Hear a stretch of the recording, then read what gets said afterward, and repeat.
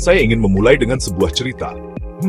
Cerita ini bukan fiksi, ini nyata, dan mungkin terjadi di sekitar kita, di lingkungan kampus, atau bahkan di grup WhatsApp keluarga kita. Ada seorang mahasiswa bernama Budi. Ia aktif, pintar, punya banyak teman. Suatu hari, sebuah berita tentang kebijakan kampus yang kontroversial menyebar cepat di grup angkatannya. Berita itu bombastis. Judulnya provokatif. Isinya menuduh salah satu dosen melakukan hal yang tidak pantas. Tanpa pikir panjang, Budi yang terbakar emosi langsung membagikan berita itu ke semua media sosialnya. Ia bahkan menambahkan komentar pedas yang menyerang pribadi dosen tersebut. Tak lama, suasana kampus menjadi panas. Mahasiswa terpecah, ada yang pro, ada yang kontra. Komentar-komentar penuh kebencian dan caci maki membanjiri akun media sosial kampus. Namun, beberapa hari kemudian terungkap fakta sesungguhnya. Berita itu ternyata hoax. Sumbernya tidak jelas. Sengaja dibuat untuk menciptakan kekacauan. Banyak yang mengira membuat akun Instagram, mengunggah video TikTok, lancar chatting di WhatsApp, berarti sudah melek digital. Anggapan ini keliru, kawan. Itu baru kulitnya saja. Kemampuan teknis itu penting. Tetapi, ada hal yang jauh lebih mendasar yang kita sebut sebagai literasi digital. Kalau kita sederhanakan, literasi digital adalah kemampuan untuk menggunakan internet dan media sosial secara cerdas, kritis, bertanggung jawab. Ini bukan sekadar tahu cara menekan tombol share, tetapi tahu kapan dan mengapa kita harus atau tidak harus menekan tombol itu. Literasi digital berarti kita punya saringan di dalam pikiran kita. Ketika mendapat sebuah informasi, kita tidak langsung menelannya mentah-mentah. Siapa yang membuat informasi ini? Apa tujuannya? Apakah sumbernya bisa dipercaya? Adakah media lain yang memberitakan hal yang sama? Ini adalah sikap kritis yang sangat diperlukan. Orang yang literat secara digital mampu membedakan mana berita berbasis fakta dan data, dan mana yang hanya opini atau kebohongan yang memancing emosi. Selain itu, literasi digital juga mencakup kesadaran tentang jejak digital dan privasi. Setiap kali kita online, kita meninggalkan jejak. Foto yang kita unggah, komentar yang kita tulis, bahkan lokasi yang kita bagikan, semuanya terekam. Orang yang paham literasi digital akan berpikir dua kali sebelum mengunggah informasi pribadi yang sensitif. Pada akhirnya, literasi digital adalah tentang menjadi warga negara yang baik di dunia maya. Sama seperti di dunia nyata, dunia digital juga punya aturan dan etika. Kita tidak akan berteriak-teriak di perpustakaan, kan?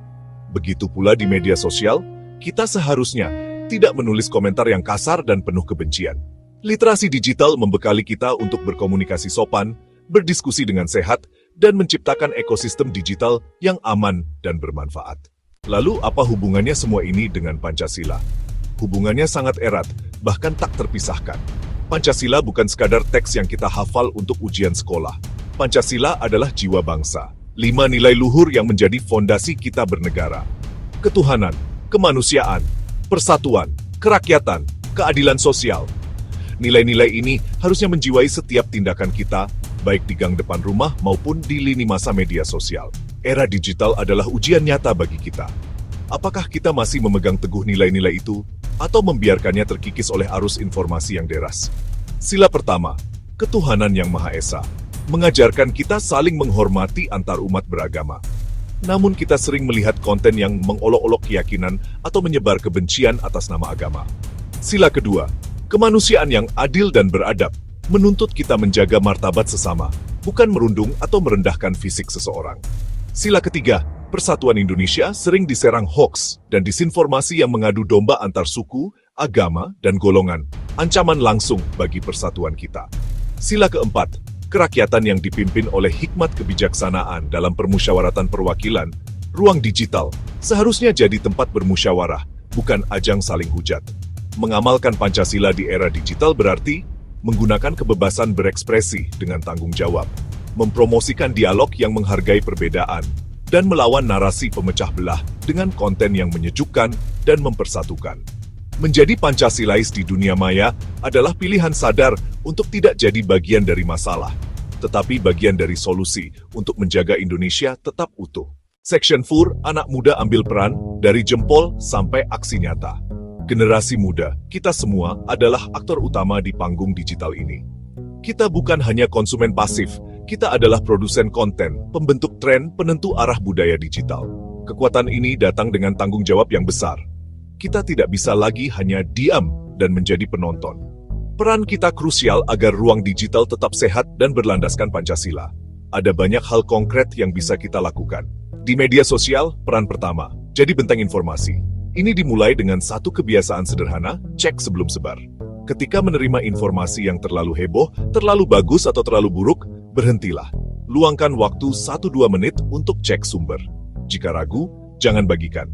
Dengan begitu, kita memutus satu mata rantai penyebaran hoaks. Gunakan bahasa yang sopan dalam komentar dan unggahan. Sikap tenang dan beradab itu menular. Jadilah kreator konten positif. Rayakan keberagaman, ceritakan gotong royong, bagikan kisah toleransi, jelaskan isu dengan data valid dan bahasa mudah. Peran kita tidak boleh berhenti di dunia maya. Pancasila harus diamalkan utuh, aksi digital selaras dengan aksi nyata. Aktiflah di lingkungan, kerja bakti, diskusi karang taruna, relawan sosial. Ketika kita kuat di dunia nyata, kita lebih berempati dan tak mudah terprovokasi. Menghormati tetangga yang berbeda suku membuat kita mustahil menghina suku lain di kolom komentar. Section 5, langkah kecil kita, dampak besar untuk semua. Mungkin semua ini terdengar besar dan berat. Bagaimana mungkin saya sendiri bisa mengubah ekosistem digital yang kacau? Pikiran ini wajar, jangan biarkan menghentikan kita.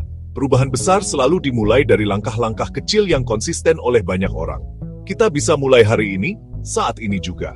Mari mulai dari diri kita sendiri. Langkah pertama, jadilah pembaca lebih kritis dan penyebar informasi yang bertanggung jawab. Sebelum menekan share, tanya, apakah saya yakin ini benar 100%? Jika ragu, jangan bagikan.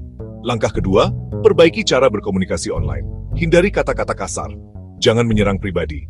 Fokus pada argumen. Lihat akun yang menyebar kebencian atau hoax, gunakan fitur report. Langkah ketiga, perluas wawasan.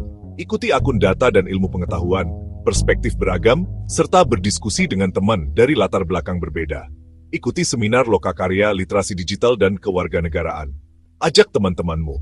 Edukasi adalah senjata paling ampuh. Ini panggilan untuk kita semua. Teknologi akan terus melaju, tapi nilai-nilai Pancasila harus tetap menjadi kompas. Buktikan generasi kita cerdas digital dan berjiwa Pancasila. Mulailah dari langkah kecilmu hari ini. Ajak satu temanmu untuk lebih bijak bermedia sosial. Sebarkan satu konten positif.